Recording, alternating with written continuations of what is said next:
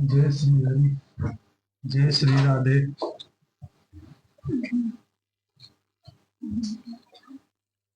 लोकाभिरामं रणरङ्गधीरं राजीवनेत्रं रघुवंशनाथं कारुण्यरूपं करुणाकरं तं श्रीरामचन्द्रं शरणं प्रपद्ये।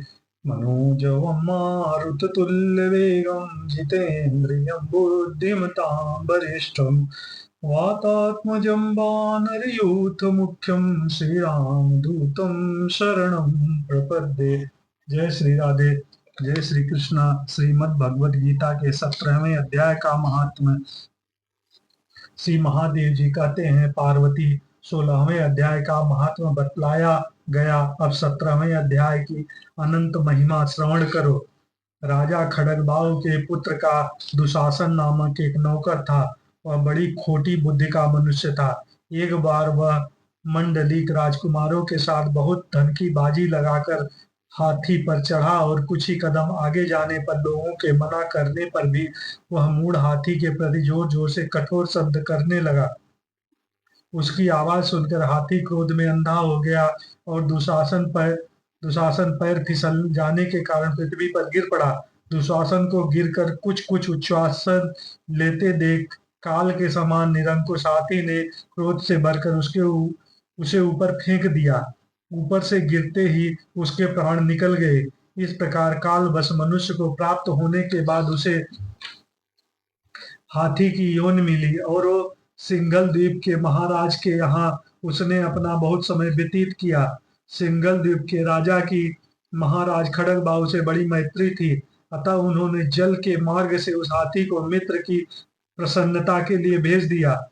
एक दिन राजा ने श्लोक की समस्या पूर्ति से संतुष्ट होकर किसी कवि को पुरस्कार रूप में वह हाथी दे दिया और उन्होंने 100 स्वर्ण मुद्राएं लेकर उसे मालव नरेश के हाथ बेच दिया।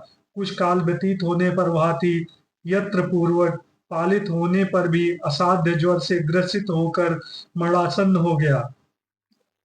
हाथी वाहनों ने जब उसे ऐसी शोचनीय अवस्था में देखा तो राजा के पास जाकर हाथी के हित के लिए शीघ्र ही इस आला हाल का सुनाया। महाराज, आपका हाथी अस्वस्थ जान पड़ता है। उसका खाना पीना और सोना सब छूट गया है। हमारी समझ में नहीं आता इसका क्या कारण है। हाथी वाहनों का बताया हुआ समाचार सुनकर राजा ने हाथी के रोग को पहचानने वाले चिकित्सा कुशल मंत्रियों के साथ उस स्थान पर पदार्पण किया जहां हाथी ज्वर से ग्रस्त होकर पड़ा था। राजा को देखते ही उसने ज्वर जनित वेदना को भूलकर संसार को आश्चर्य में डालने वाली वाणी में कहा, संपूर्ण शास्त्रों के ज्ञाता, राजनीतिज्ञ के समुद्र, शत्रु समुदाय को परास्त करने वाले तथा भगवान विष्णु के चरणों में अनुराग रखने वाले महाराज, इस औषधों से क्या लेना है। वैद्यों से भी कुछ लाभ होने वाला नहीं है। दान और जप से भी क्या सिद्ध होगा। आप कृपा करके गीता के 17वें अध्याय का पाठ करने वाले किसी ब्राह्मण को बुलाइए। हाथी के कथनानुसार राजा ने सब कुछ वैसा ही किया। तदंतर गीता पाठ करने वाले ब्राह्मण ने जब उत्तम जल को अभिमंत्रित करके उसके ऊपर डाला तब दुशासन गज योनि का परित्याग करके मुक्त हो गया।